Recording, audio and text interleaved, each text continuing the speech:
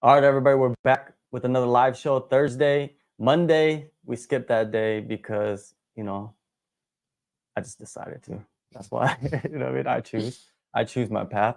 But anyways, before we get into the show, guys, go in the description and download the All-Star app. The All-Star app is what powers this whole channel.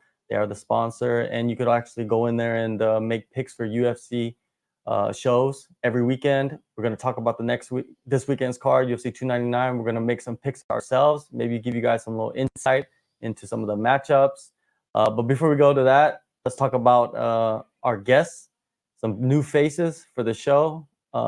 In the pink, the nice pink, James. James, tell us, about yourself, where you're from, and what's your situation now with your career. Well, as the saying goes, tough guys wear pink or some shit, right? But it's the confidence is pretty high. Real men wear pink. The confidence is pretty high in my later years, But no, real men wear gray. Look, yeah, well, hey, I guess we're here because March 31st, we're gonna find out who the tough man really is. So I got a fight here in Phuket, and against this Colton kid, some American. Fought lots of Americans. Love to kick another one's ass. But speaking about Americans, I got George and Frank obviously helping me with this camp out of Bang Tao. So super grateful. Brad as well.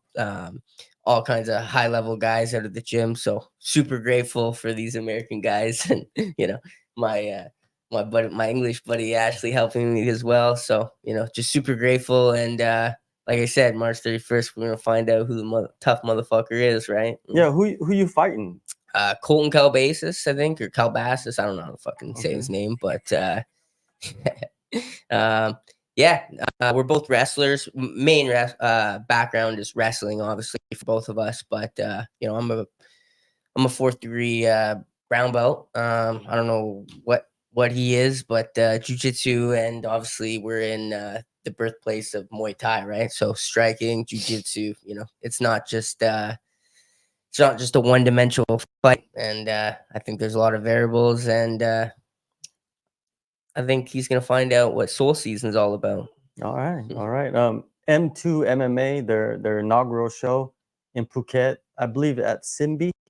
Yeah, Simbi, right? Simbi Stadium. Yeah, and they're having like a mixed event, right? They're having MMA, Muay Thai, kickboxing.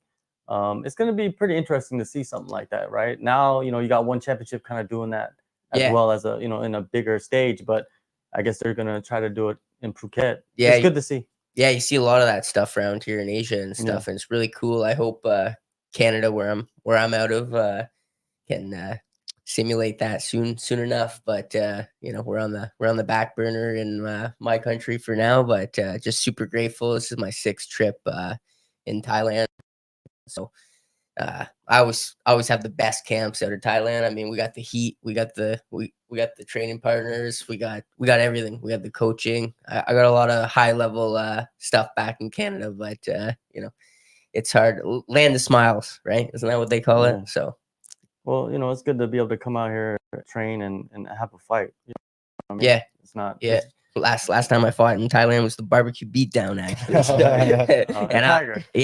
I'm no Muay Thai guy. It was more like wrestle Thai, but it was all right. Hey, I'll go to the deep waters to being uncomfortable just for the greater good, right? Yeah. So it all boils down to this, right? Every fight's the next biggest fight, and I think this is gonna project me right onto the big stage right after this. So 7 in a row. I started my pro career with the dub, and then I lost 3 in a row. So 1-3, and then now I haven't lost in over 5 years. A 7-fight win streak. Been fighting tough competition, well, tougher than my opponent. But hey, anybody's got a puncher's chance, and he's already fought in the big show at a 1 championship. So he'll be a good name to have under my belt.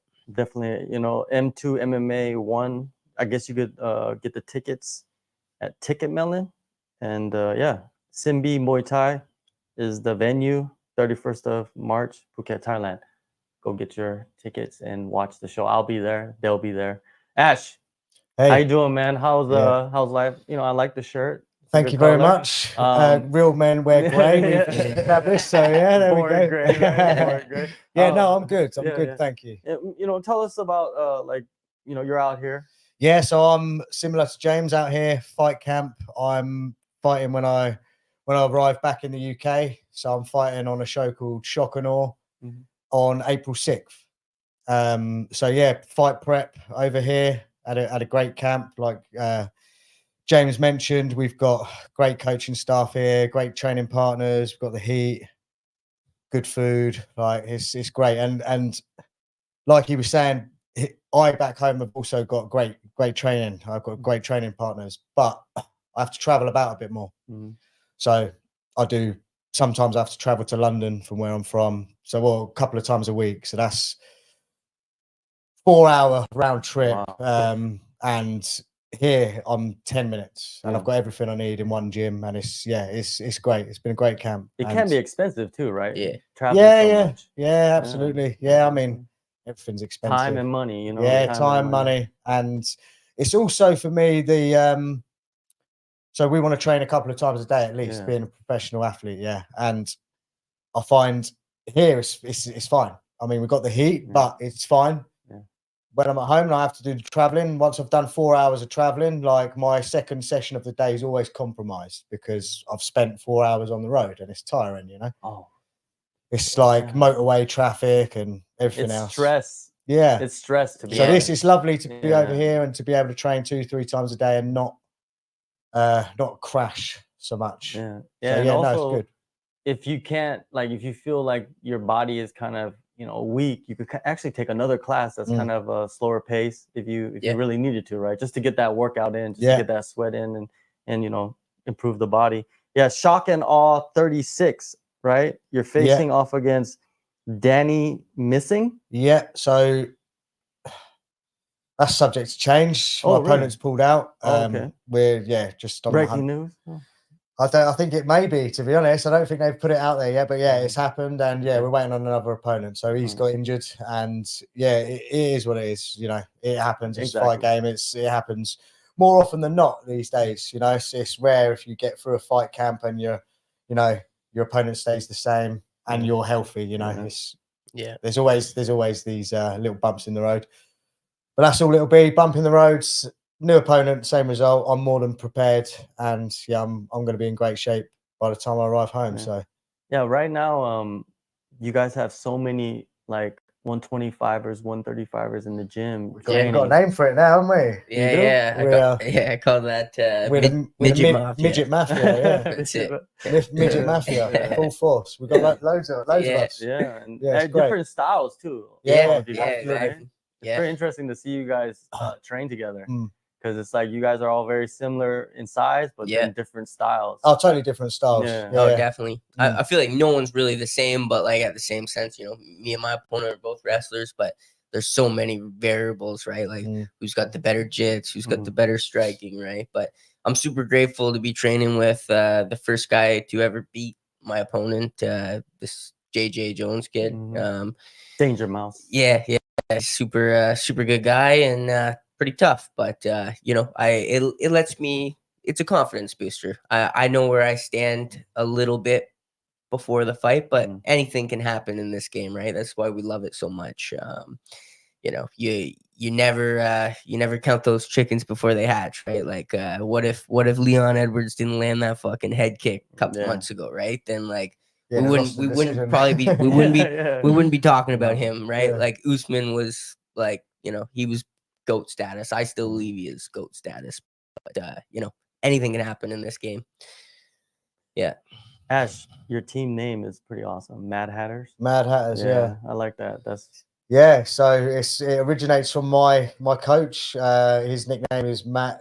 His name's Jack McGee, but his nickname is Mad Jack McGee because he's a little mad. But aren't we all? To do this sport, we've all got to be a little crazy, so Mad Jack McGee, founder and head coach of Mad Hatters. Yeah, it's a great name. It's becoming a great brand now as well, actually. Sure. So I can see that happening. Yeah. But yeah, catch Ash April 6th, Guildhall, Portsmouth. Yeah, Portsmouth. Yeah. You know, I don't got the accent. Not the English slang. I might be wrong, yeah. I don't know, but yeah, man, go catch it, man. It's gonna be some exciting stuff because you guys are both here in a foreign country, training together, preparing together for fights, and you know what can happen. Yeah, Some excitement, right? that's it. Yeah, let's move on to this weekend, man. You know, on the app, you guys can go make picks on UFC fights this weekend. UFC 299 is probably the best card of the year overall. Yeah, not probably, it is the best card of the year. 300 doesn't even catch fire to this, I don't think. I think the matchups here just are nuts, but 300 is pretty good. But yeah, let's start with man, where do we start, man? Like, let's just start from the top, man. Sean O'Malley versus Marlon Vera, Chito Vera, the rematch. The first fight, Vera destroyed him. Literally, pretty much destroyed him, right? An injury as well, wasn't it? There was the injury, but yeah, I forgot about that. Do you know why? It's only because I watched a thing on O'Malley. It's like the rise of or something. It's something on YouTube at the moment, which is in the build up to the UFC 299, and it just went back over, and I thought, oh yeah, I forgot about that. There was a point. He stepped. I think he might have taken a low kick on that leg just prior to it, but then he stepped back, and you see his ankle roll out. Oh, that's right. Yeah, so then it was from damage. Right. Then he got from damage. It may, I think he got kicked in that leg prior to that, but then he rolled it and then he got starched. Yeah. I believe that is what happened. Now I remember thinking about the fight. He did land the kick a few times, but that one I think it was a calf kick. Exactly. Yeah. And then he went back and he did that Henry Cejudo. Remember when Cejudo was doing that? He kind of did that, and then after that, you know when Cheeto smells blood. Yeah, he's gonna go in there and go berserk. That's he's a finisher. Yeah, like you don't mind taking one to land one, but if he lands it, he lands it, right? So, but this fight is different, man. O'Malley, every time, like it seems like he's going to lose. He doesn't. It's not a Cheeto fight, but you know, like even like Sterling, when he fought Sterling is so big for the division, and his grappling is so strong, but O'Malley was able to find that chin. Yeah. I didn't see that one going like that either. Nobody did. I like that one thing. I seen an interview actually on that, and he's the one guy was telling Sean, he's like, the grudges had Sterling winning the first round. He's like, oh yeah, well, how'd they score the second? Like, I mean, same with that injury though, right? Like, was he injured before? You know, like probably not. So it's like, I don't know, respected Cheeto, right? Like, there's excuses in this game, but like, I don't know. There's a lot of guys that don't make those excuses as well, right? Just take it on the chin, and it's like, we're gonna get it back, right? But Sean's got that confidence, right? And I love confidence. The bottom line is he lost, and this round 2, isn't it? So and he's probably the favorite. It's gonna be good. I'm very much looking forward to it. It's gonna be a great striking battle. I believe. Yeah, definitely. It's gonna be fireworks. Do you believe in that myth? I don't know if it's a myth, but it's a theory, right? That like when you become a champion, you become like a certain level better than everybody else in the division. Do you feel that is something there? There's something to that? I think that would probably depend on your own mental state and capacity. Like some people, absolutely. I think that other people, like Conor McGregor, for instance, when he was on the come up, he already believed in his head he was there. Right. So I don't think him winning the belt would have solidified anything for him. But then I do believe it would to certain people. Absolutely. Yeah. I think it happened to Leon Edwards, to be honest. Yeah. And then there's also the very same the counter to that is, you know, you fought so hard to get this belt and stuff. Is the hunger the same? Like Dana's always talking about, like Conor winning that 100 mil, like, you know, getting his ass kicked against Floyd. He did all right, but like still, like, that changes a man, right? Like, if you don't, would you fight if you need 100 mil? I'll probably fight till I die anyway. But you know, like, same thing with getting the belt. The hunger's not going to be the same. It can't be, because if you're initially fighting to feed your family and put food on the table and to just get by, well, the hunger is going to be deeper than if you've got 100 million sat in the bank. Yeah, because you're not having to fight for that. Yeah, and it doesn't mean you can't be passionate about it. It doesn't mean you can't pull off, you know, great things, but I definitely don't believe the hunger would be the same. No, it can't be. To me, wouldn't. Yeah, so many variables Yeah. about fighting, right? Like mental period, I feel like is very like underutilized, right? Like you hear about some people, like we're all talking about it right now, right? But for some people, it's just like on the back burner, right? Like what are your credentials and stuff, right? Like I had a post actually come up yesterday. It was 8 years ago to the day. I was talking shit about when Diaz choked out McGregor, right? I was like, did he predict it now? You know, Mystic Mac, you know, like, and he was making fun of him about teaching kids jujitsu a week before that. And then he got choked out by a guy who's still teaching kids jujitsu. So I just think you need to be humble, right? But you need to have that confidence, and you gotta have that dog too, right? Like it can't be fake confidence, right? Because sometimes you don't really, you can't tell. It's just opinions, right? Yeah. Like I can't tell if you got fake confidence or same, right? Until it's exposed. Exactly So, that, yeah. And if it is fake, it does get exposed. Right. So there Yeah. you go, yeah. True enough, right? Like even my opponent, I feel like he's got a little bit of stuff that needs to be exposed. I'm spitting a little bit more facts, you know, like he's just calling me a goofball in the gym, a goofball, and like a rip-off decision losing to JJ. It's like, well, you lost, bro. So fucking shut your mouth. Yeah. You know, and you Well- choke, you beat a 43-year-old in one championship who just lost to a 510-10 fighter last week. So shut your fucking mouth. You ain't ever fought nobody like me, Colton.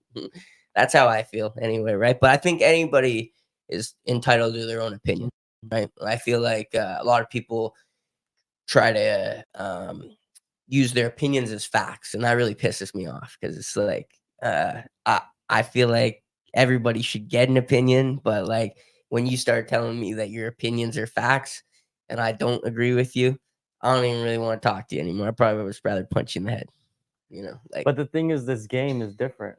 The Yeah. game is not about facts. The game is about headlines. right? The Yeah. game is about attraction. Mm. The True. game is about money. Now it's become that, right? Yeah. No, it's it becoming more has. clear now than it has ever, right? And there's nothing wrong with that. I don't mind it. Like I like people that talk shit. I like people Yeah. that go out and be like, "Yo, I didn't never lose." I'm like Chael Sonnen. Like I never lost a fight. Clearly, he's lost Yeah. many Yeah. fights, True. right? But there's like a comedic edge to that to Chael Yeah. Sonnen. It's Mm. like he's comedically He does it well though. Yeah, doesn't he? yeah. You he know? does it comedically well. You know what I Yeah. mean? But other guys that try to copy that, so Right. to say, it didn't work out because they don't have 100%. that comedic wit. Yeah, Right. you see it often, and you see guys who play up to the camera, and you can tell it's not authentic. It's not Mm. them. You know, like there's guys who talk loads of shit and they badmouth, but you speak to them they're not that guy. Mhm. And there's also there's also a difference between being able to fight in a controlled environment inside a cage and being able to have an altercation away from that. You know, I come to martial arts quite late, and my childhood was full of altercation, and you know, I got in a lot of trouble as a kid. I wish I'd found martial arts sooner, if I'm honest, but that's another story. Anyway, I know what it's like, and I know there's a difference between being able to handle business inside of a cage and being able to handle business outside of the cage, and vice versa. And just because you're good at fighting, it doesn't mean you're that guy No. without the cage there. Because if someone disrespects me in any kind of setting, then it's on. Yeah. You know, it doesn't matter. Mm. But other people, they may say that, but they don't mean it. Oh. If that makes sense. You know, there's so many. There's a big Yeah. difference in it. And There's so many. people need to be careful with what they say, because you know, you look at the Colby Covington Masvidal stuff. Well, prodded the bear and gave him a load of shit, and then when it got heated, he runs to the police. You know, Yeah. like Yeah, I don't like that. people Even come on. most- Yeah, no. Because there's two sides to that, right? There's the side of like this is entertainment. Mhm. Right. You know what I mean? This is entertainment. So like whatever he says, you can believe, even if it's complete lies, but you can, to promote the fight. You know, like you Right. see guys after the fight, he's like, yo, you've seen it happen in like major fights where the dude comes up to the other dude after the fight and be like, yo, it's all, like all of that stuff was What happened with McGregor and Khabib? He said it's just business. Yeah. It's not. You went No. too far. Like 100%. if you're brave enough to Just say recently. something to people, like even through the media, Mhm. right? Even on social media, like it's you saying these things, it's Yeah. you writing these things, right? Yeah. And whatever you say, you're accountable for. Like whenever, even if it's lies, like you're accountable for it. Like if I went online and started to like, you know, attack, you know, let's say I started to attack like Rafa Fiziev online, you know what I mean? Just talking mad shit, like something like Kobe would do, I would do to him. Right. Like I would have to, like if I saw Rafa Fiziev in person, like I would have to handle that Yeah, shit, exactly. like Yeah, against yeah. him. Like it's not no like, Hopefully you're faster we're runner. not- yeah, that's what I'm saying, I might You look be. pretty quick, Yeah, man. you know, Fuck. I'm pretty fast for my Yeah. size, but you probably catch me though. Yeah. But like, but the thing is, yeah, you got to be accountable. A lot of dudes are not accountable. Did you see the exchange that happened maybe today or the other day, like during fight week between Sean O'Malley and Marlon Vera? Yeah, I did. Yeah, when Tell him to suck his dick and shit. Yeah, like, that was like the best like response to like Sean O'Malley saying, you ready to get knocked out? And he's just like, why don't you come over here and suck my dick? Like, Yeah. You don't give a fuck, right? And Sean O'Malley was so shocked that he was just like, did he just tell me to suck his dick?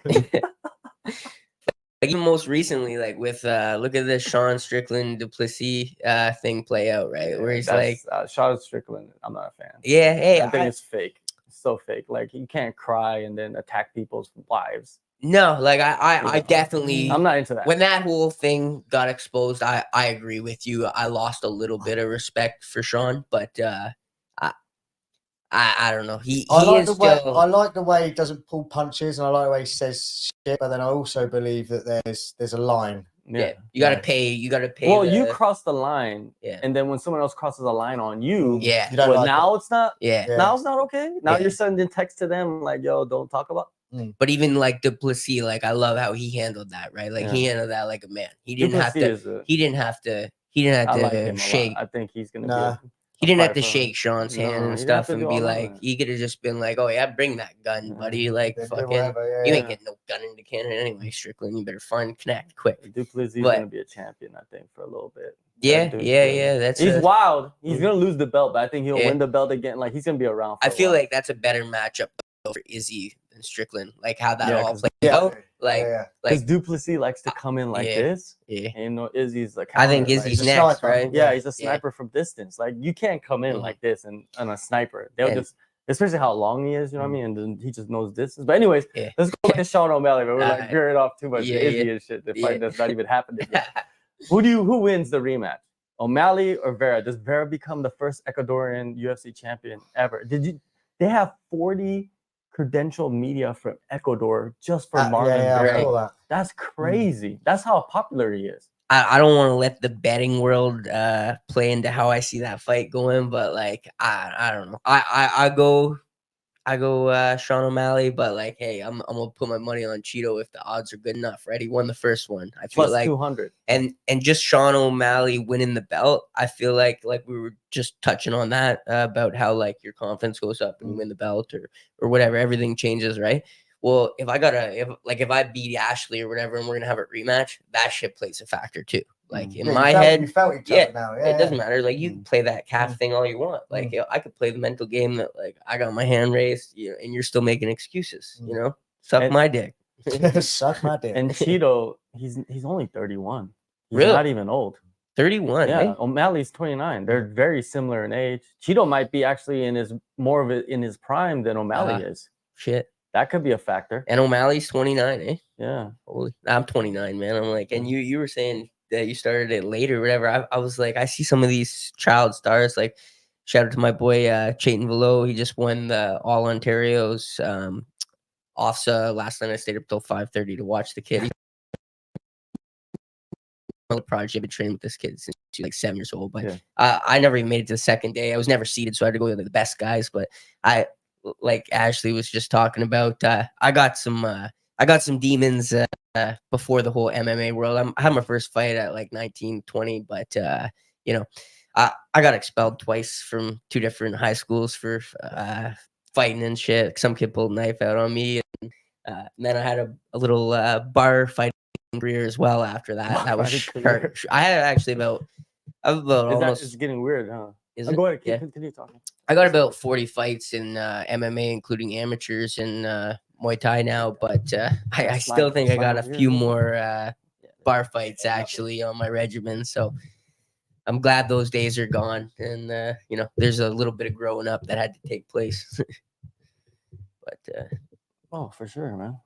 that's the game, right? Fucking, Yeah, you that's can't you can't evolve in this shit unless your head's in the right place. So Capology predictions. There's 3,013 picks.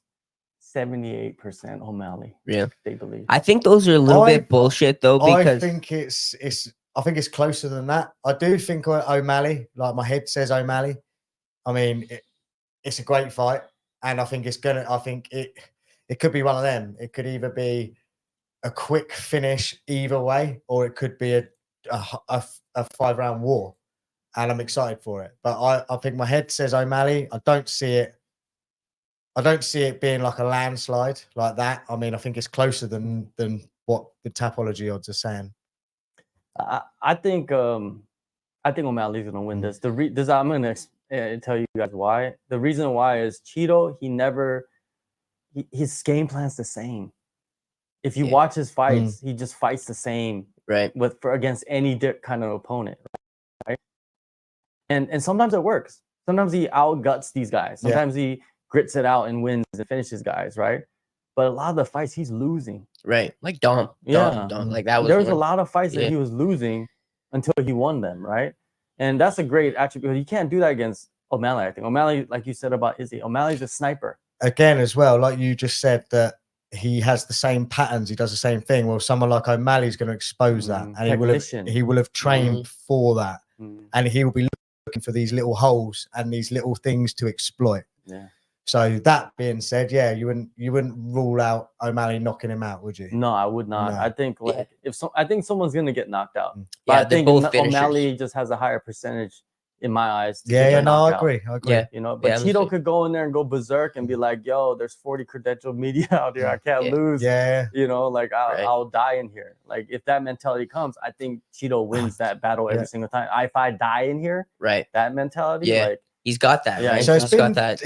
It's been, I've seen it a few times now. It's been touted like this is huge because O'Malley's on the card. But you've just said then about the media. Well, that would indicate that also Vera is popular, yeah. But you've also got the whole card, right? I don't think it's great because O'Malley's on it. I think it's a great card, and I think it's great that O'Malley is on the card. But I don't think it relies solely on O'Malley to make it that card, if that makes sense. No. I think the card is outstanding from the prelims up, to be honest. The main card's fire, the whole lot. I think, there was a discussion about that. They're discussing that they put O'Malley as the main event and it wasn't selling like they thought it would. No, really. So that's why it started to build up and more fights were added and more fights were added. Yeah. And so hey, we got like a gift because of the scenario, right? True. But let's go to the co-main. So we all got our picks. O'Malley, what's yours? Yeah, I'm O'Malley too. O'Malley. Yeah. All right, Poirier versus Saint Denis. Benoit Saint Denis. He's another berserker, but doing well as a berserker, right? All around phenomenal fighter. And you got Dustin Poirier, a legend. You know, you could actually say that he's a legend, not just like, oh, that guy's a legend. No, Dustin Poirier, look at his credentials. Paid in full. Yeah, legend, right? But he's a 35-year-old legend. And remember what that 35-year-old's not doing very good, right? And especially at that high level, right? Better than 43, Colton. You're 35 now. So the thing is, like, for like the highest level, the thing is with it as well, like I said earlier, I come to the sport late. I've been training 10 years. That's all I've been training. Miles. I fell in love with it. And I trained hard from the offset, and I've been changing my lifestyle as well as becoming a fighter and everything else. So I'm also still progressing. So for me, I'm not like a 35-year-old who's been training since I was 10 and my body's battered. You know, I've taken severe head trauma. I've wrestled since I was a kid and I'm broken. I still feel pretty fresh. So well, that's a huge curse. benefit. Yeah, that's a huge benefit. But these guys are not like that. No, they're not. Absolutely, they've been training, and they've been like Poirier's been through some wars, and he's been at the top of the sport for a long time, and just going into wars too, like just damage after damage. It accumulates, man. And some guys just get burnt out too, right? Like, did you know, like Gaethje, right? Gaethje, he knocked Dustin Poirier with a head kick, right? Right. And this is my theory: Gaethje never throws head kicks. Never. He doesn't even practice head kicks. Right. Before the camp that he did against Poirier, he said he practiced a couple, and that one landed. But I don't think it was like the head kick and he just landed it perfect. I think Poirier maybe the damage is catching up. Yeah. And that head kick wasn't as hard as we thought it was. It's just him. He just can't take the shots anymore. I hope not.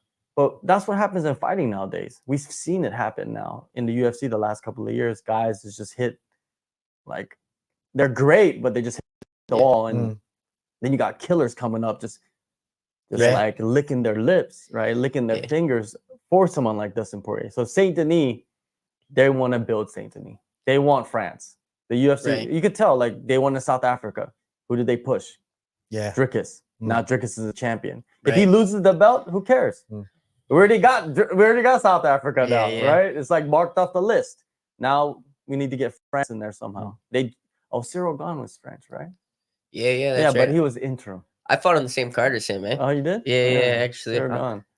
That was in my 1 and 3 part of my career. I fought for TKO, but half my fights have been on UFC Fight Pass. But he actually got signed to the UFC after just 3 fights. That's crazy. He knocked out this Adam Dykstra guy that was killing everybody, and he then 3-0. He got signed to the UFC, and he's been turning it up ever since.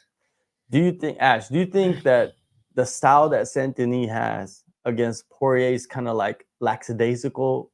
Like, because he's lackadaisical in the start. I think it could be dangerous. Yeah, that's what I'm looking at. And if he's not able to take the damage as well. Well, I know, yeah. So going on that, then, and yeah, my pick is Saint Denis for that. Absolutely. I do. I think it's time for the passing of the torch, as they say. True. 35, Saint Denis 28. He's hungry. We're talking about the hunger thing. I saw something, I can't remember where I saw it now, some stat, and it was saying,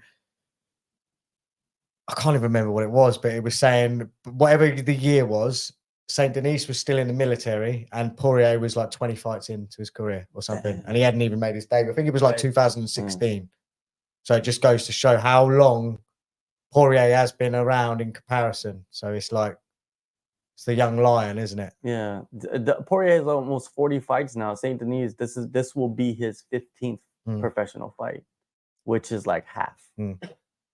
More than half, right? Just pretty insane. Yeah. Man, I want Poirier to win, but I think this year is the year of the changing of the guard and all these matchups that are coming up with like guys like Poirier fighting the up and coming guys. I think the up and coming guys 9 out of 10 times are gonna win these fights. It's just they're giving these opportunities to them, and we 300 has Armin versus Charles Oliveira, right? Oh, yeah. That's another fight that's kind of like this. That's a banger. Yeah, it's a banger, but it's kind of like this. Like Armin's the one that's rising up, younger guy. Has been around for a long time. Let's set this dude up for a major fight. You know who was supposed to be fighting Dustin Poirier? Saint Denis was the number 2 option. It was supposed to be Fiziev. Oh, really? Yeah, but he's already better? No, but he had the knee. Oh, okay. Even off the loss against Gaethje, they wanted Fiziev to fight Poirier. Yeah. Really? Yeah, that's what Fiziev told me. And but his knee, he just had got the knee surgery. So he was just like, he was mad, just like, yo. Yeah. So the UFC, they love Fiziev, but hey, Saint Denis, he's tied in. I think he's gonna do well. I'm picking him to win. I think he finishes Poirier. I think he finishes him in the first round. I think he's gonna go berserk on his ass. It's tough to say that, right? Because it's Poirier, but hey, man, this is the fight game, man. You gotta go with what you feel. That's why it's the greatest sport in the world, and I don't even look at it as a fucking sport, man. Like you're trying to take food off the table, right? Like in a lot of these guys' eyes, right? But the thing is, like Saint Denis, I'm not like sold on him yet, to be honest. I think he beats Poirier, but I'm not sold on him. Like. Then after that is, get through Poirier, and then you're going to see really what he's made of, aren't you, when he enters sort of, the top 5 or whatever. Like a Gaethje or like because Gaethje's younger, probably has a little bit more miles to go, in his career. But yeah, like, I don't know. There's going to be some hard matchups for Saint Denis once he gets past Poirier. If he does it's a hard division. Yeah. Yeah, that's crazy. Yeah, 55. And the crazy part about this game is that if he doesn't get past Dustin Poirier, people will call him a fraud. Yeah. That's what they'll do. Like, for just sure. one loss. Yeah. Like, oh, he's a fraud. It's like, yo, dude, just look who he just beat, like, in his last couple fights. Come on, let's be real. But yeah, Who Saint was Denis, his Saint last? Denis, Who Yeah. was his last win? Matt Frovella. Yeah, And he was one that was coming up in top True. 15 as well. Yeah, They're both kind of similar styles, just berserkers guys, and they just go in there and just hammer you down. But yeah, Saint Denis, France. Not my favorite place, but hey, gotta go roll with it. I got a little Uh, French Canadian me, but I can't speak it. Don't worry. all right, MVP. This is the signing Yeah. that a lot of people are interested. I love it. I think love it's a that. great- Yeah, It's a great fight. It's going to be entertaining as well. They're both showmen, aren't they? yeah, I love it. Hey, Uh, MVP has done things in that cage that no one has ever done. Oh, he's an Oh, absolute Just- savage. and Yeah. probably no one will ever do. Like he Yeah. took a selfie in the middle of a. Remember that? Yeah, it cost him a point. I Yeah. watched it. What else? I He watched rolled that the other day. Pokemon ball After Yeah. he took him out. after he'd Yeah. cracked Cyborg's Yeah. skull. Yeah. Jesus. I was there for that. I think that was in London. Yeah, he Bellator, yeah. rubs me the wrong way, to be honest. But hey, Yeah, give respect where it's due, though. He's good. He he puts bums on seats. Yeah. doesn't he? Yeah. Well, that's what he wants to do. Mm. I think when you're a personality like that, Is you it- want people to hate you. You don't really Yeah. want No, yeah, fans. for It's sure. an It's the interesting McGregor matchup thing as too, well right? because Kevin Holland is a good striker. I don't think Mhm. he's as elite as MVP, Mhm. but I believe he's a better grappler, far better grappler. Oh yeah. Yeah. So, and he's a legit grappler as well. Not that you see a great deal of it because it's not his style, Yeah. but maybe a sensible Right. game plan would be to Sensible. wrestle. That's Yeah. the word sensible. Yeah. Have we seen Kevin Holland sensible Never. though? Never. But he in wants to this get the fight, show. Yeah. I think it would be a good idea to try and exploit or try and get him into a grappling exchange, Yeah. even if it just slows him down a little and puts some lactic acid in the muscles. Everyone knows, what it's like to strike after a wrestling exchange, So I think it'd be good, a good game plan. Kevin Holland's favored to win. It Really? is. Yeah. Oh wow, I wasn't Minus expecting that. 130. Yeah, because like if MVP doesn't if he doesn't show out on the first one, especially against like look what Hamzat did to Kevin Holland. Now like we all know Kevin Holland enough that like that's Chimaev and anything can happen in MMA. But like if he has a boring ass decision and just barely Yeah. beats him, he's still on the back burner in my eyes. I had breakfast beside Hamzat this But morning. is it- Actually, we've seen made me him. so nervous. How but- big is he? What's that? Hamzat.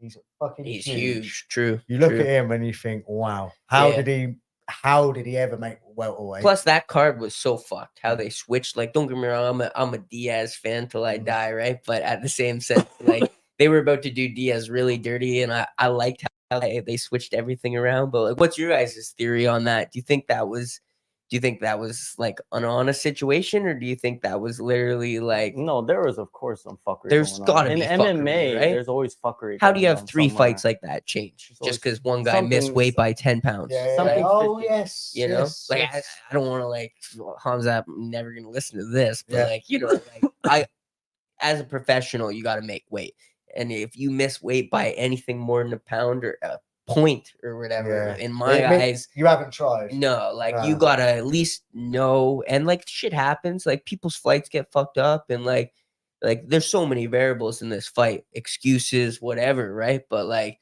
10 pounds, man, I don't know, I just Yeah, even if they told you to stop cutting, you something went wrong. At least he's an 85er now. That probably might Well, never you- happen again. Maybe right? you could ask him tomorrow. Yeah, right. I was too nervous to even Right. fucking ask him for a picture. I showed him our last selfie. We came to Thailand at the same time last year.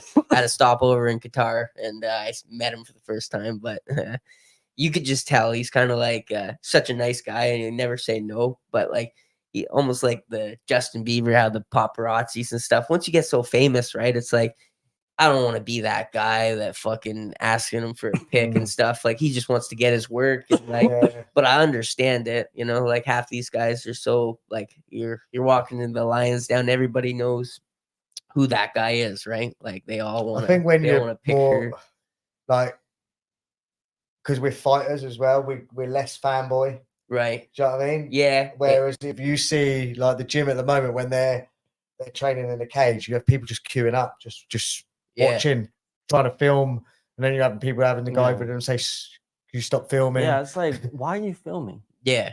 Like, what? Why? Like, to me, I don't understand Mm. why you're filming someone else when they're training. It's not you training with them. Right. It's like I can understand if you're If you're filming. there, yeah. You're there, you're with them, you're filming. but you're just outside watching somebody filming them. Like, what you is that important for you to post that? Like, yeah, I the saw like this you guy. care about the likes Yeah, that much. yeah, Like, just like come on, let the guy be normal. yeah, That's why I think like fighters, they to me fighters are different because that's like one place they can go and kind of be normal, and Right. everybody will treat them normal. Yeah. Is a gym like where they train, right? Mhm. And I think people need to realize, like people don't understand that. They just like, oh, it's someone. Yeah, I mean, it'd be different when you're in a setting when you've got like your protein class, like here it's quite, you've got so many different levels in one place at the same time. Whereas generally speaking, like back home, if the pro classes are on, that's all that's on. It's just the gym's just open for the protein. right. You won't have like hobbyists or you certainly won't have just spectators there anyway. You'll have it's a different vibe here, right? Yeah. It's a different vibe here, and that's why people like it as well. But then you got to be respectful too. And there's signs everywhere that says don't film. Don't film. Yeah, exactly. Like, just people don't listen. It's like, are you that ignorant or you just can't read? Yeah. And like it's people get like missed signals, right? Like Jordan would be like, certain people can videotape, right? Like if you don't know if you're one of those by the gym, exactly, right? Or like you're training with some other people, you guys are filming each other. That's a different story. Yeah, right? You're not filming someone else. Yeah, you're not. The thing is, random people, The thing is with it as well, when you're training, sometimes you're training, or quite a lot of the time you're training, you're going to be doing stuff that you're preparing for a fight. Exactly. So you don't want this footage leaked. You don't want your opponents finding out what you're working on or stuff that you're doing well, stuff you're good at. You know, it's got to be like a bit of discretion. There has to be, because you never know who's watching this, that knows this guy, and especially all of a sudden some kind of little clip comes out where you're in the background. Right, doing some shit, and they're like, "Yo, they send this to your opponent's coach." Somehow it ends up in their hands. Especially here, when if you've got someone just posting a story of whatever they're doing in the cage training, well, that's now could be if they tag Bang Tao in it, something it could end up. It spreads quick. Yeah, it can. And it's just I guess you got to be a little bit more respectful to the situation. I think it's more of the spectators that are not like training or nothing like that. Like, they just gotta think, and there's signs everywhere. Come on, respect the sign. Now going back to MVP, man, Kevin Holland, he's a good striker too. It's not like he's a bad striker. Of course, there's levels in the grappling compared to MVP, but I think Kevin Holland's gonna go in there. He's gonna do what he always does. He's gonna go in there and fight their fight, and try to beat him in their fight, and it's not gonna work out well. And MVP is just gonna show out. That's what's gonna happen. I think that's what's gonna happen. But then also, because you've got Kevin Holland, who's a showman too. Yeah. And the MVP isn't used to having that mirrored back at him. He's the showman. Right. Yeah. I think he'll enjoy it. Yeah, maybe. Yeah. But it's going to be it's something new, isn't it? Yeah. Something. It's exciting because you don't quite know yet how it's going to pan out. It's like meeting somebody that like you don't know, but you met them and they're good at what you're good at, and you're like, whoa. Yeah, it's kind of cool to have someone that's good at something that I'm good at. I think that's what's going to happen in there. But I don't know, just MVP, his movement, and I think his speed. And we already saw what Wonder Boy did to Kevin Holland. And I think Michael Page is better than Wonder Boy, younger and better. How old is I think he's crisper as well, and I do think he is. And his punches are not like orthodox. Like it doesn't come from the basic angles. Because Wonder Boy's his like punches are like more what is it? I don't see that they've got the power. Yeah, it's more like a point scoring sort of karate style. But MVP does have the power. He does. But he's also a lot of pressure. It's like he's more like a broom. Dare I say it? That I think MVP is just a bit of a better version than Thompson, like a better version of Wonderboy Thompson, and like you said, a younger, faster.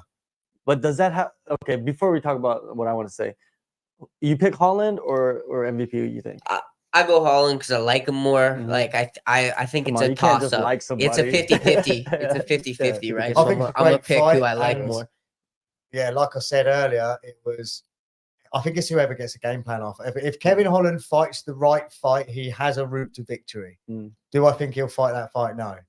So I'm going with MVP. But I agree with you. It could go either way. And pressure can work with you or against you. You guys ever remember that Cuz the Motto thing on the fire, Mike Tyson? Like you can use it to cook your food, you can, but like it can burn you quick too, Yeah. right? And I like there's like look, was Kevin Holland's last fight Hamzat, or he's fought since He's then, fought right? since then. Yeah, he's fought Thompson. He's fought. He beat a couple. Thompson guys. was his last win. No. Thompson lost to. He lost to Thompson. Okay, yeah, I don't even follow him enough, but like, I just think there's a lot more pressure from MVP coming from Bellator. Like I think there's high level guys from Bellator that are, if not better than UFC. Like obviously, if you know enough about the sport, like there's top level guys in all three of those huge promotions, right? But like UFC is the big one, right? Like he's going to UFC because he wants that UFC treatment as well, right? He wants the exposure, man. And he does well under pressure. He loves that treatment. I think he's also been smart with it as well, because he could have been in the UFC years ago. True. He wanted to be, but like Sean O'Malley too, right? Like how Sean O'Malley's so open about how he picked his certain matchups. Like he could have got a title shot much quicker. Like, but he purposely, he's like, why would I fight that guy? Like I'm building my stock. Like, and essentially, like that's like a lot of guys and coaches like frown upon that shit, right? But like, yeah, I'm not saying go out there and fight bums, but like it is a business, right? You got to sell it, and like you gotta impress. So like he's done well at that, right? I think he's arrived at the UFC at the right time too. Like, he did get that Cheeto matchup. Well, he doesn't have much time left. He's 36 as well, and but the thing about it, he hasn't taken much damage throughout his career. True. He's been very he's a finisher, right? Yeah, he's a finisher. He's been very elusive. He's been knocked out, but Douglas Lima, man, I remember watching him prepare. Like Douglas Lima was here preparing at Fight Club, Phuket Fight Club, preparing for the Michael Venom Page fight, the title fight. And he was down here. I remember watching him.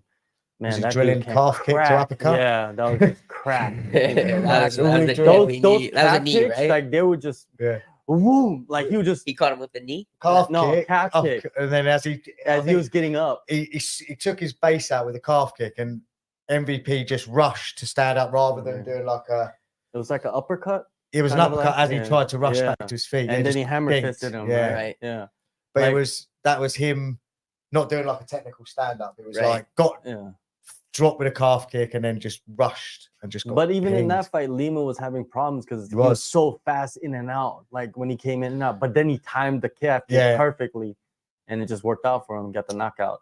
But yeah, like watching Lima train for that fight, like he was just slamming calf kick, just like just there's an empty gym. The gym was empty. It was just like me, his coach, and the other coach, and him training. And I was just watching, right? Because I was going to interview him.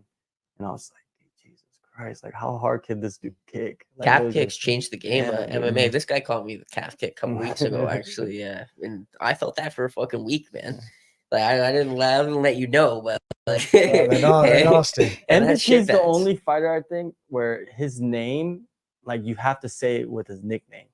Like when you say Michael Page, it just doesn't sound right. No, it doesn't. Right? No, I agree. Yeah, it sounds weird, right? But when you say Michael Venom Page, you're like, oh, that sounds normal. Yeah. But Venom is not a normal name. Even MVP, he might have copied my boy GSP a bit there. Hey, EC, you got to copy the best, right? That's it, right?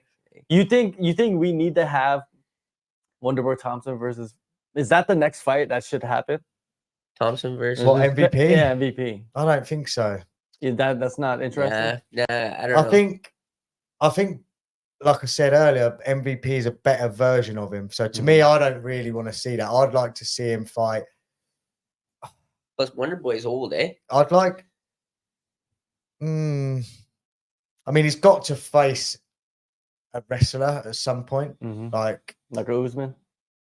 Yeah, I mean, I'd like to see MVP versus Edwards, but that's me because I'm British, and that's a great fight. That's the fight the UFC I think wants. I think if MVP wins this fight, I'd love to MVP wins. He'll be fast tracked. I think he might get a title. That'd be great because they gotta do a UK card. Yeah. Hey, why not? And that's just me because I'm from the UK. And it's an exciting fight. Hey, I'm not even from the UK, but I'd understand why they would put that fight together. Plus, like if he was to lose, like how he lost to Lima against somebody like Wonderboy or something, like then the UFC they lose the stock from him, right? Whereas if they fast track him, he's not a Chandler where he's gonna go in there and just have the fight of the years Yeah. every time. That's not gonna happen. Like so. Diaz, how like they always say how Diaz, if he wins or loses, his stock goes up. Yeah. Right? Like people. I'm not a big fan of the Diaz brothers. No, I know you're people not, love eh? the Diaz brothers and stuff, but I'm not a huge fan But of do you Diaz agree with brothers. that though? That his stock goes up when he loses and shit.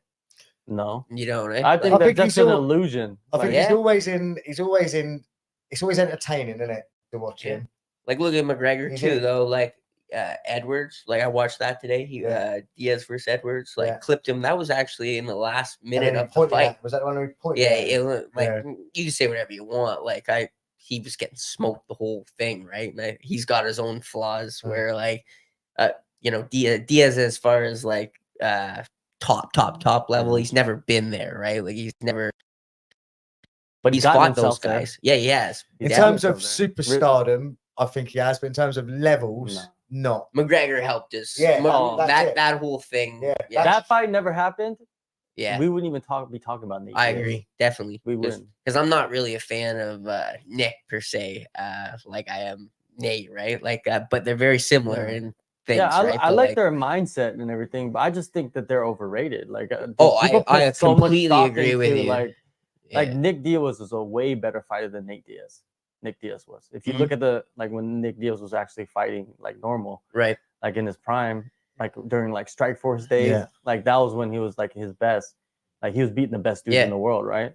Nate Diaz was never at that level. He beat Connor, Right. but who did he beat after that? True. He just got his ass whooped. Yeah, By Masvidal. Masvidal, Leon Edwards, you know what I mean? Yeah, that one punch in the last minute, whatever. And then what is it? Like didn't he lost to Jake Paul, right? Boxing, yeah. Yeah, like come on, we forget about that. Like he Yeah. lost to Jake Paul. Jake Paul's beating up cab drivers in Puerto Rico. Like, what's Yeah. going on? Yeah, for sure. Like yeah. Nate Diaz is overrated. Oh, Like, people need to He's definitely fucking overrated. realize that. There's just so hardcore cult following for them. Also, as well, the sport has changed in the last 5 years dramatically. Yeah. And what worked for him then, being a good boxer and good at jiu-jitsu, well, it's not enough now. You know, you have to have more. You Yeah. have to have wrestling. Yeah. You have to be able to. You have to be able to check kicks. You have to know. You have to train Muay Thai as well. You have. It's a sport on the whole now. Whereas back when he was, I think, say coming up or when he got his reputation, the sport was different. Yeah. You get away with being. You still get away with being a good wrestler at that time, or just a good striker with good defense. Now it doesn't wash. You've got to be good everywhere. And I think the sport has moved on past where Nate Diaz is at and where he You know was. who's Half another kicks aren't helping him either. You know who's another example of like that old school style of fighter is Kron Gracie. Like, did you see his fights recently? Like, Yeah, in the didn't he lose UFC? to Charles?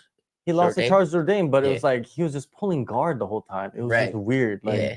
I you're hate- fighting MMA, dude. Like, you can't just You're pull not going guard to the whole Valhalla time. like that, bro. No. Like, No, it's just like, and he's part of the Nate Diaz camp. You know what I Right. mean? Like they're all together. But you know, Nate Diaz, he's a very good example of not being one of the best in the world, but being one of the best in the world at promoting himself.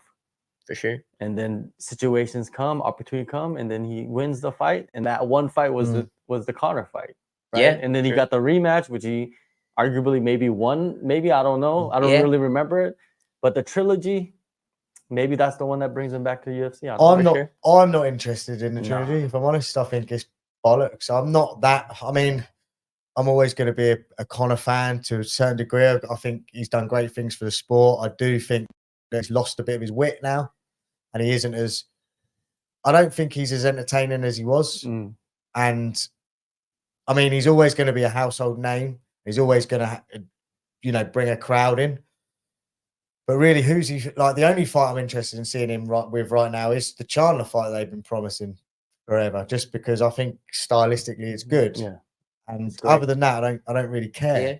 I definitely am not interested in seeing Nate Diaz and McGregor go again.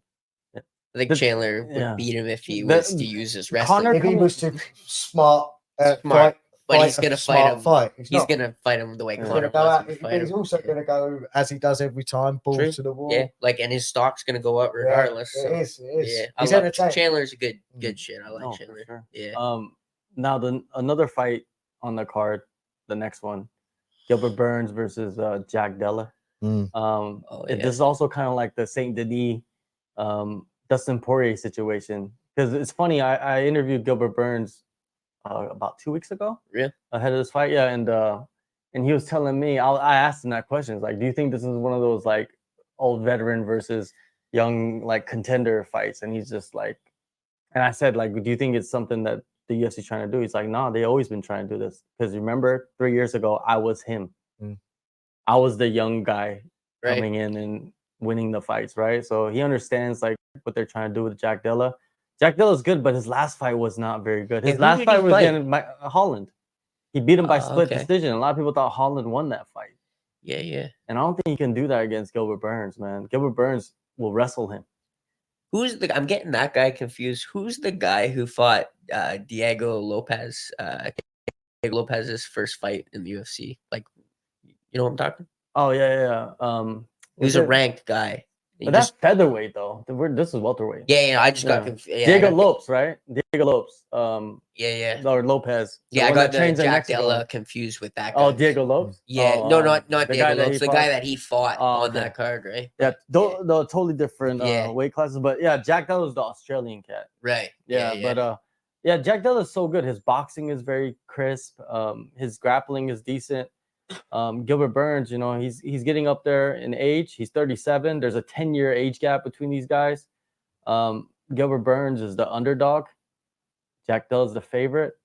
I like Gilbert Burns, man. I think Gilbert Burns, nothing. I think he's still got something left in the tank. Yeah. And every time people were expecting him to get flattened by Chimaev, weren't they? Yeah. And you know, he held a good account of himself. Yeah, that was a great fight. That was one of the fight of the years, right? I think Chimaev, that helped Chimaev a lot, that fight. And then he fucked his arm up in the next fight, right? Yeah, that's the shoulder too, right? Yeah, he ripped his shoulder in the first round. Yeah. And that's why he fought the whole fight like he did. You know, Yeah. He couldn't throw his. It's hard to fight with one arm. Yeah. It's hard to fight. Yeah, especially when it's hard to fight with 4 arms. Yeah. You know, if you had 4 arms, it's hard to fight with 4. You know, let alone 1, right? So Gilbert, you know, and I think he has the better overall skill set. I'm gonna go against the grain here, and so I have Gilbert. I think he's more well-rounded. I think it's a dangerous fight, and he could definitely get finished. But my head says, Gilbert Burns is more rounded, and the veteran in him, I think, will pull him through. That's my prediction for that one. And he's been fighting like just title fights and just savages the whole time. Jack Della, man, his win streak is 16 fights right now. 16 What's fights. his total record? His total record is 16-2. He started his career 0-2. Really? And just ran the table. Now he's 6-0 in the UFC. But his last 2 fights have been split decisions. Right. Which means like basically that's an even fight. Like, 100%. You know, that's like a draw. In the judges' eyes. Sometimes, you know, not always. The judging's been pretty fucked up actually as well, eh? But the thing is, like, the last 2 opponents were Kevin Holland and Basil Hafez, who came in like on short notice, and he wasn't able to put these guys away. Can he put away Gilbert Burns? I think he can. It's just like, is he going to get the opportunity to put away Gilbert Burns? Yeah. Because Gilbert Burns is a smart guy. He goes in there with like game plans and all that stuff, right? So. Yeah, I'm gonna go. And he's only got 3 rounds in order to do it as well. Exactly. Right. So I'm with you guys on that. Burns for sure. Yeah, I think Burns is the pick here. He's not been finished many times, eh? Burns. Not many. Oh, fucking. Man, that title fight was so crazy against his own teammate. Yeah. I loved it, man. I love that they would. He dropped him too, eh? Like he dropped him early, right? He almost finished him in the first round and then got knocked out in the second, Yeah. right? And now they're back training together. Yeah. He helped them for this camp. Yeah. I like that. The last guy actually came up my memories this week as well. The last guy that I lost to when I decided to move up to 135 and I wasn't a 135er. But he smoked me and he tapped me. And we got to train actually last year. Maybe he's watching this. But anyway, when I got back to Canada last year or whatever, I drove in an hour drive. Which would only took me an hour drive. It was a snowstorm. It took me 3 hours to get there. But anyway, I won the round. But sparring is much different than a fight, right? But, you know. Makes you It's feel a bit cool. better. That's what's awesome about MMA, though, right? Like, we could still train together. Like, I've trained with all 3 of the guys. When I was 1 and 3, I've trained with every single guy that I fought. Canada's pretty small, obviously. Big country, but less people than California, right? So, but yeah, that's what's awesome about the sport, right? Like, doesn't matter where you're from or who you fought, you'll train together for the greater good, right? For sure. Yeah. Now the next one, Peter Yan versus Song Yadong or Yadong Song. Well, if you're whatever. Peter for me. He has the worst nickname. Jesus, you need to stop that with that Kung Fu Kid. Come on, get out of here with that garbage. We need to give a new nickname, like Donkey Kong or something. I don't know. But Song, the Donkey Kong Yadong. I dig That it. sounds better, right? Yeah, I can say that. No. Or Kung Fu Panda. No, that's even worse. Anyways, I look at this matchup as Peter Yan. He's on a 3-fight losing streak. He's lost his last 4 out of 5, which is wild to me, right? Because so many people didn't expect that to be like Peter's career, but here we are. And he's fighting Song Yadong, who's on a 2-fight win streak. And I think just Song Yadong is like a younger version of Peter Yan. This, in my eyes, that's what I see in this matchup. Yeah. He's got good hands. Yeah. Yeah, he has. I think Song Yadong is the perfect style to beat Peter, like at his own game, like as far as heavy-handed and stuff. Yeah. But like I keep going against you there, John. But like his last 3 fights, I think he won 2 out of those 3. Like my personal own opinion, and it doesn't matter what I. Was one of them O'Malley, like, yeah. and that was one that I was like dead set on. I watched it like so many times since, and I can see how they scored it for O'Malley after. Like, it's different when you rewatch it, right? But like.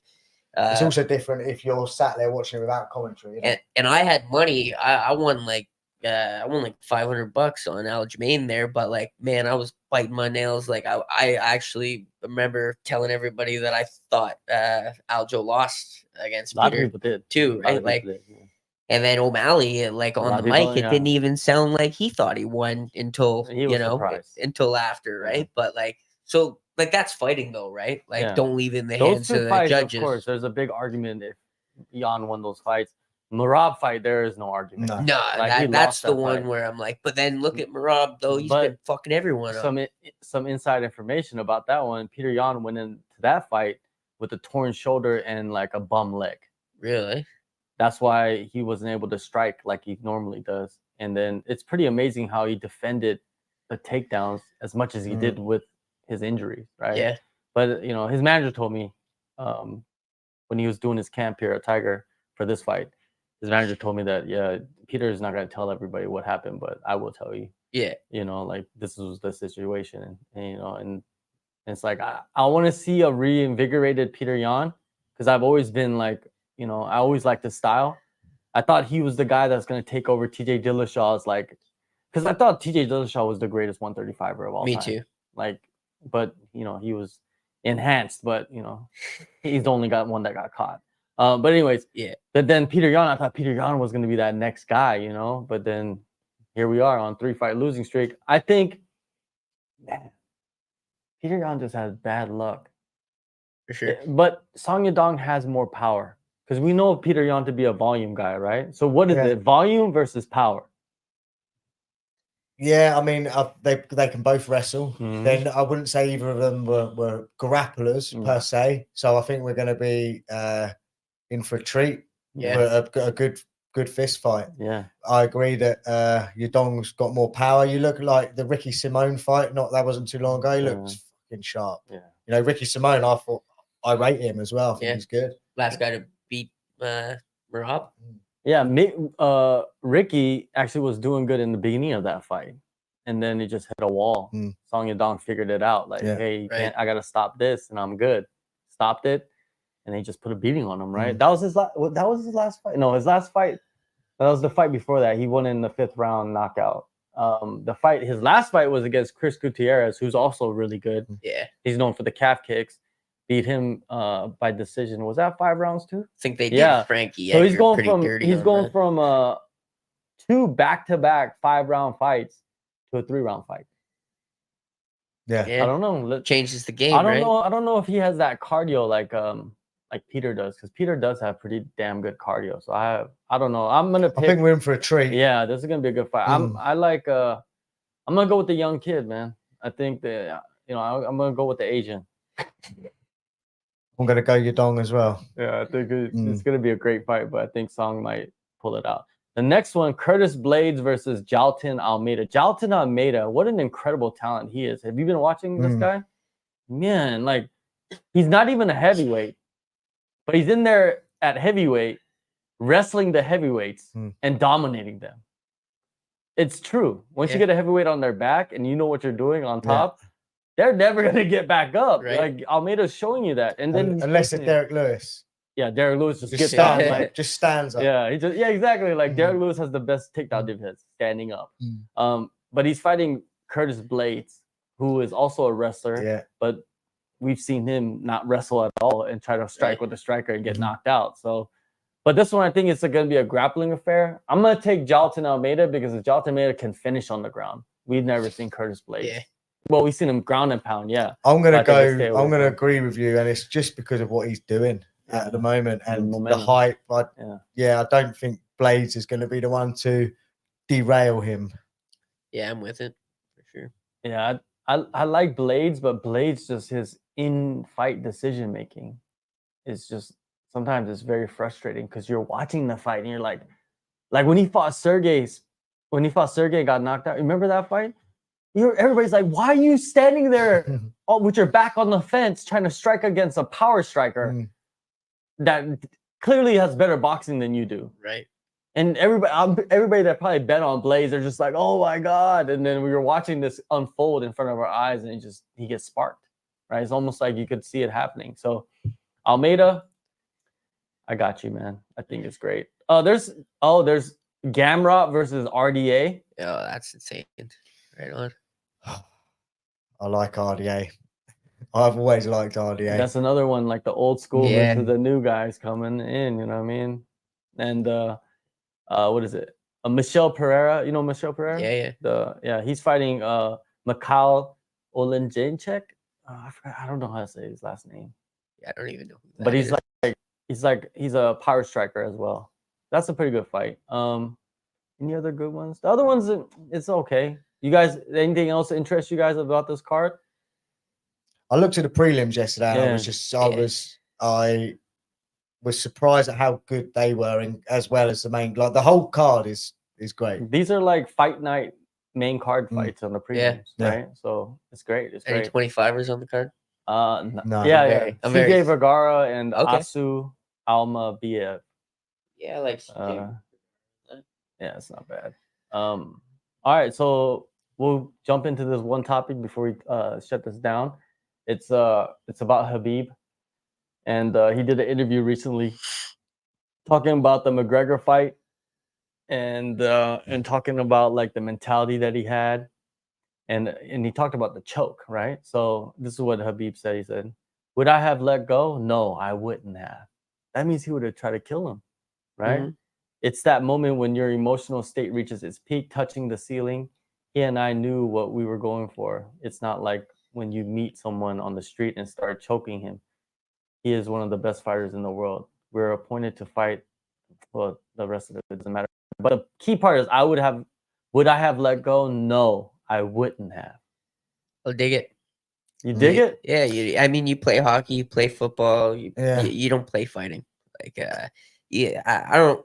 It's a sport still, but like, I don't know. You have to have that mindset going into it. Like, I broke 7 guys' arms in this shit already. Like, fucking, if they could do, as John Jones said once, if they could do it to me, they would too. Yeah. So, like, I think as well, you've got to take it for what it is and see how much shit was spoken before they were there to fight. You know, the stuff that was said about Khabib's family, like, just the mockery and just the whole lot, the whole thing. So yeah, I hear why. It's like what I said earlier. There's 2 different sides to fighting. You can be a great fighter in the cage and you don't like an altercation outside the cage. That's fine, but don't be that guy. So like, I think he prodded the bear, and then like we said, earlier in the interview about the words exchanged, Mhm. which is it's just business. Well, Yeah. it's not. It was personal No, to it a was. degree. So me and my mentality and how I deal with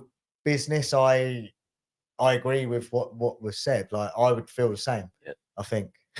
And Khabib, he comes from that like Russian type thing where he's open about how like obviously some Russians, some higher up Russian guys have given that guy some serious money. The more I see it like on the come out on other things that you don't get talked about enough, but like Khabib has that more like in it for the win and the respect thing of martial arts, and I feel like McGregor has that as well, but like then the business and the money and everything and the lights and being the like everything. Not saying that that's not McGregor, like and like I like all that shit too, right? Like I get laid a lot more after my hand gets raised, that's for sure. Fucking, but at the same sense, you know, I just think like there was those two sides to it, right? One was playing, one was more like I want to kill you, man. Like fucking, especially if you threw that dolly and shit like that. When I had a different fight, because I like whatever. There was other things where he put the hands around Buddy, right? But like, I don't know. I'm very like GSP opened up about it. It's like his mom saying she wasn't a fighter and shit, and it's like he had to tell her he's like everyone's a fighter. Like if your little kid was in the back of your vehicle and someone tried to steal your kid and you're not a fighter, what are you gonna do? You gonna call the cops and wait? No, you're gonna fucking do something. You're gonna do everything in your power, right?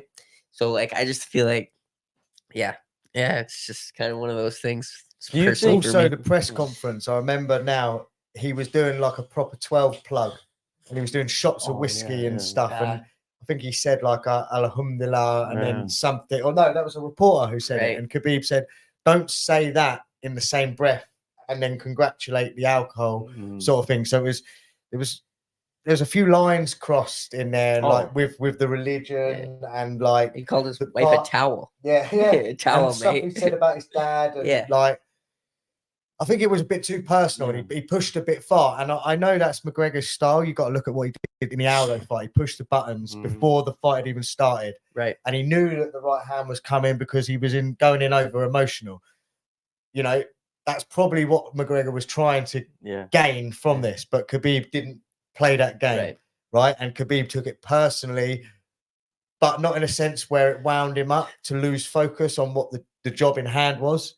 He still dealt with business, but he was just focused that this guy, I'm going to kill this guy. It enhanced, I think, his performance. Yeah, it did. Whereas like Aldo, it hindered. It backfired. It did on McGregor. And I feel like that's personal too, right? Yeah, like both people, like me and you, we're completely different mentally fighters, right? Like it was just funny personally, this guy calling me a goof and shit, and like everybody. Like now I have that personal, but I'm a very emotional person anyway, right? Like I wear my heart on my sleeves, right? But like it's always worked for me and not against me, right? Like I've got to do certain things to pump myself up to that point. But like, you know, I feel like it's a double-edged sword at times, right? For sure. You're not taking it so you're like you've got it in there, and you process what he said, but it's not eating you up, and it's not like everything now. No, I've got to rely. I've got to do this because he's done this. Yeah, the subconscious is there where I'm like, and then okay, it's going to be at the end when you beat him up. You're going to call it, goof. Yeah. Like even the Strickland thing, like his coach is telling him, he's like, you can't you can't be emotional here, Sean. And I feel like, and he knew that, like, and that I think that's why he messaged Duplessis and they squashed the beef. Which, like, personally, I love to see that type of shit. I love to see, like, because that.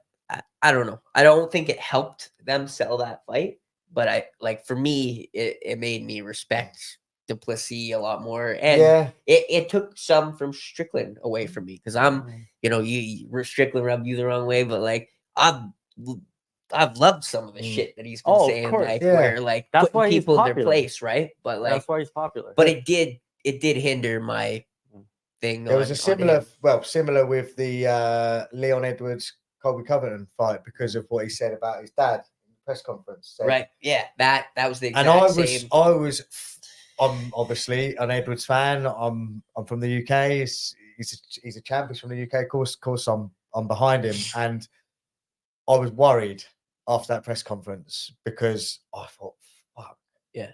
he's crossed the line. Is he going to go into this over emotional now, Yeah. like Aldo did with the McGregor fight, or anyone we've seen prior to that? And it was in the first round, just seeing how measured Edwards was. I was like, nah, he's all right. But it was there. I was thinking, fuck. Yeah, I was the same. Cerebral. He's a cerebral fighter. Yeah. I mean, you just said you're an emotional. So am I. I'm an emotional guy. Like, sometimes, generally speaking, in a fighting capacity, I don't let things get to me. In that sense, I'm quite good at just slow it down a bit. Yeah. And I don't have to react in that sort of way. But like, not everyone's built like that, are they? And I was concerned that it was gonna. But hey, there was no concern after the first round. You're like, oh, this is gonna be a breeze for Edwards, right? Because Colby was just looking like shit after he landed that. Like it for me anyway, like after he landed that head kick against Usman and the whole that headshot dead thing got blown right up, like which the guy's fucking dad was murdered and stuff, like that's pretty savage, touchy shit, right? But like, and then Kobe saying that stuff after the whole headshot dead thing was blown up, like that was good for Leon. And then that was like you said, how you were worried, like fucking I hate Kobe too, right? But I love his style. Like I can put my beliefs on him aside. Like I'm a wrestler. Like fucking guy was killing it before, but it was nice to see him get fucking. He'll never fucking. He'll never get humbled, will he? But it was nice to see. Nice. He'll never get another shot though at the title. He'll never get fast tracked like that. I could see him fighting for PFL eventually. Yeah, because he could probably make more money over there for sure. And why would you stay with the UFC if you're not gonna fight for titles? True. Might as well just go get the cash. Yeah. That's why he's trying to chase all these like matchups right now, because he knows that he has to kind of get as much as he can right now while it's there. Yeah, because like he's fought for the title 3 times now. True. He's not gonna get back there. Yeah, it's gonna be very hard to. Like he put up that X-ray of his foot that he said broke his foot, which seems like it's a lie right now. Like he put up fake X-rays. Really? Fake one? I don't know. I'd seen it, and he claimed it was from the first round. Was that right? And then people told me that they watched the first round and there's no kick that lands on the elbow. Looked at it. Really? I did rewatch it after that, and I did think that it looked. Yeah. It didn't look hard enough. Yeah. To do damage like you're making it. It's hindered your whole fight, so it must have been some kind of damage. You'd think that there'd be an indication of where it happened, or you'd see it. Do you know what I mean? Like kick an elbow or something. Like like South Florida is kind of like here, right? So if like people are on the island, you kind of know who's here and who's training where.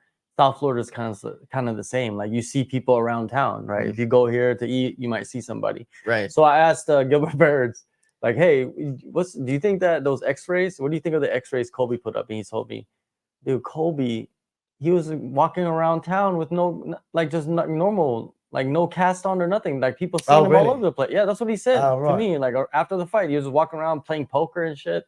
Like I guess he's a big poker player, big gambler or something. Yeah, he's been for a long time.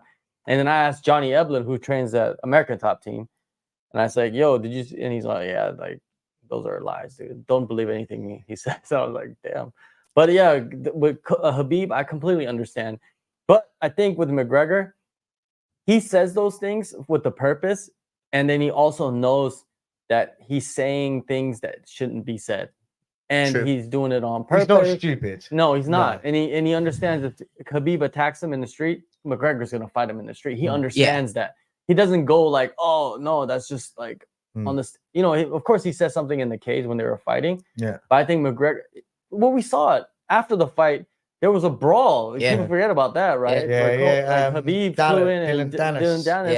And then Khabib's fighting, what is it? Connor's fighting Khabib's cousin. Oh, yeah, gets punched by one of them. Yeah, behind the head and stuff, right? Yeah, he was still throwing. So right when that happened, I knew that McGregor, he's down. Like he's gonna say things that you might not like, but he will fight you in the street. Doesn't matter how rich he is. Yeah. Right? Oh, you gotta. Yeah. And I respect that. Yeah. You like, gotta you're not running away. That. You know what I mean? You're not running away and saying like, "Oh, I didn't mean that," or like Colby. Yeah. Different situation. Right. Yeah. The whole Masvidal thing, talking about kids and shit. Like, I just like the dirty You either street guys, right? don't say anything at all, or if you do, you've got to own it, haven't Yeah. you? You Yeah. can't My like. mom told me something like Exactly, that as a yeah. kid. You know, You got something gotta nice to own say. it. Yeah. You gotta own it. I think Don't say yeah, a nothing. lot of people they just think, oh, this is entertainment. This is it's not real. This is the Yeah. realest shit in the Yeah. world. Like But you're people- fighting. You get it as well. Like people say shit on the internet, Mm. right? And without that screen, you're not going to say that stuff. Yeah. Let's be Yeah. honest. Most Oh, of these people are 100%. not going to fucking say it. So what happens if you finally run into that person who you've been giving grief? Like, what do you think this is? Like, oh, sorry, no, it was only on, it was on the screen. It wasn't real. Well, it offended me, so Yeah. it's pretty fucking real to me. You know? 100%. Like I have a hard time taking advice from people that don't deserve to give me the advice. You know, Yeah. like my coaches or things, or like George likes to bug me and stuff, and I love that, right? Like because he's the fucking man, right? But certain people that are like, you know, like I've had like old buddies and high school buddies and stuff that I haven't seen in a while, and it's like when I was 1 and 3, and they all the advice coming in and dumb shit you say, and it's like I just shut the fuck up and like whatever. But like I want to just fucking grab you and like let you know that like You don't know what you're fucking talking about. Yeah, like if you can't actually beat, like if you're gonna say something about that fighter and you can't actually beat that fighter, like shut the fuck up and have a Coke. You It's know? also like when people say to me, the first thing people who are not from a martial arts background or don't understand the sport, the first thing they ask me now, how much money are you making? I'm like, fuck all. Like, it's not about that. It's like, well, why are you wasting so much time doing it? I was saying, what the fuck are you doing with your time? You're down the pub. Yeah, you're out in bars every weekend. You spend all your wages every weekend. You know, you're not happy. You're not doing anything. You're out of shape. Yeah. Like, regardless of the money, I can always make money. I'm in construction as well. Like, it's not the be all and end all. I enjoy fighting. Yeah. I'm at an age where I've got a few years left. I didn't start at the time where I wanted to. So for all of these factors, I need to pursue it. But people don't understand it. And then they're trying to give me advice. Well, you know, I'm thinking, shut the fuck up. You know what you're talking about? Like, you got to earn no CTE. no idea. Like, No idea. You know, you're from the UK. You're from Canada. You know, fighters in the game. Do you know the website Bloody Elbow? Yep. Yeah. You know that? Yeah. And what do you think of Bloody Elbow? Like, because the Bloody Elbow was just recently sold to this new company, and then they just started erasing everything Real on the website. I didn't know any of this. No. I don't it just follow happened like the enough last couple of days. It's just like, and then people are like, why are they erasing? Yeah. why are they erasing and like deleting everything in there? And it's like the ones that are like important articles, like you know, talking about the UFC's, you know, lawsuits and you know Kadyrov and you know all these like controversial topics. Who's right? bought it out then? It's some company called GRV Media, and it says right now it looks like they bought Bloody Elbow. GRV Media have deleted the site stories on the info gathered in the antitrust lawsuit. So it's like, does GRV Media, is it owned by the UFC and the UFC went and bought it and it started deleting I think everything? there's something underhand there. It's got to be it's something. weird, right? Pride was dope too. They like bought Pride, right? And then like kind of they didn't. Yeah, keep but this is different though. anything Like from that's that. just like when they bought Strike Force. They Yeah. just swallowed another commercial. What do you think about like PFL? They're though? deleting media. They're covering this. Someone is covering their ass here. Yeah. Or they're deleting stuff they don't want to be in the public domain. They don't. There's a And reason. then the writers have no control over it. They deleted before they could even do anything about it, which is pretty interesting. And I think I'm going to follow this and see, because you know There are going to be stories republished on other websites now. Then. Possibly, yeah. But it's interesting. I just always wanted to ask people, like, because you know, fighters, a lot of them, they don't really pay attention to like what the media is doing. You know? I don't. What do you think? What's your opinion? Last thing before we go, what's your opinion on MMA media? Like what you see on like TV and what you see in the news and stuff. Like me, I'm not really MMA media. I'm just like a guy that does stuff with fighters and stuff, right? But like media, like the headlines and stuff. Do you think that the MMA media is like it's toxic, or what do you think of it? I was worried when they introduced the WWE. I was a WWE fan, like when I was fucking 8 years old. And then it just wasn't the same for me after that. You know, like I don't know, like Brock Lesnar, all those Stone Cold Steve Austin, The Rock. Like there's crazy guys that were showman. I think right? when you're a But, kid though as well, Yeah. you're still hoping it's real. Aren't you? yeah. Well, that's I what it was. was. I used to- Once I found out it wasn't, I Yeah. was like, I felt like I was fucking lied to almost, right? That's kind of why I was worried about how the media and shit was gonna affect when we became with the WWE like that, right? But like, and I think when it crossed over, they did like some weird ad or whatever on like one of the first pay-per-views where I was like, here we go, like there's gonna be WWE shit. But like they've done a good job of I don't like, think that's a big. To be honest, it's not a big deal. Like if there's a commercial for WWE, no, like it's not a big thing. You No, know? it There's was- commercials for beer, but you know, like it's I not a just big felt deal. like they were gonna I'm- add more of I'm it. not you big know? on the media. Full stop. I don't like the media. Yeah. Like not- CM Punk getting not- into the thing, like guys that don't deserve, like, well, we're giving up a lot of shit here to like, other than just No, but selling the it, media you know? I'm talking about is like the websites that cover MMA. Right. My buddy owns or he does MMA Shredded. You know MMA Shredded? Yeah. Well, but that's not media though. No? Like That's what do a- you mean? that's Like a you just YouTube talk. channel. I know MMA. I know Jeff. Oh, yeah, Jeff. Jeff. Jeff came to Korea. I met him in Yeah? Korea. I know No Jeff. way. Yeah. Yeah. But so, he's not media. He's like you just he's mean on like them YouTube. posting the. I'm talking about websites like like MMA Junkie, Yeah, MMA yeah. Fighting, Right. ESPN.com. Like this is media, right? That Yeah. covers fighting. That I don't covers know UFC. enough about it to Yeah, even yeah, really that's fair. speak That's on fair. it. You know, I'm just 'cause- saying that's fair. But he says he has another opinion. What was yours? I just said I don't like the media. Period. Okay. I don't like. I hate them, to be honest. Just I think there's a lot of fear mongering. There's a lot of half truths. Like you just got to look at what's happened in the last few years Yeah. regarding Just all the media in general, propaganda. right? Yeah. So not MMA Right, media. No, yeah. just media in general. I Yeah. just. Yeah. It's I the don't media's really- the same, right? If I'm everywhere. honest, I don't. I live a better life when I'm not. I don't consume it. Yeah. Because Right. I don't feel it benefits my life. I don't feel it aids my life in any way. I don't care. I don't care for it. I deal with what's going on In your life. in my life. That's Yeah, what I feel about exactly. politics. Like, Yeah, I'm the same. I don't know, Exactly the that's same. my connection to I don't- I that don't- is politics. I Yeah, don't like. and I'm the same. I with feel that like too. I feel Yeah. like maybe certain politic issues that actually resolve around you. You like when the whole COVID bullshit was going on, like how like who gets what check or where's this money or that money, like, but like how much truth is actually like if the rich and powerful control the media, like I'm just the guinea pig, man. Yeah. Like I don't like if that's how the media is with that. You I got to don't- be very careful of like Right. what kind of if you do have follow media, what kind of media you're following. But Yeah. I think it's one of the most powerful things out there for sure, People right? are brainwashed Yeah. all day, every day. Like Mm. it's very, Well, very clear. You've what- got to look at like just going back to what you said there, and like the COVID times,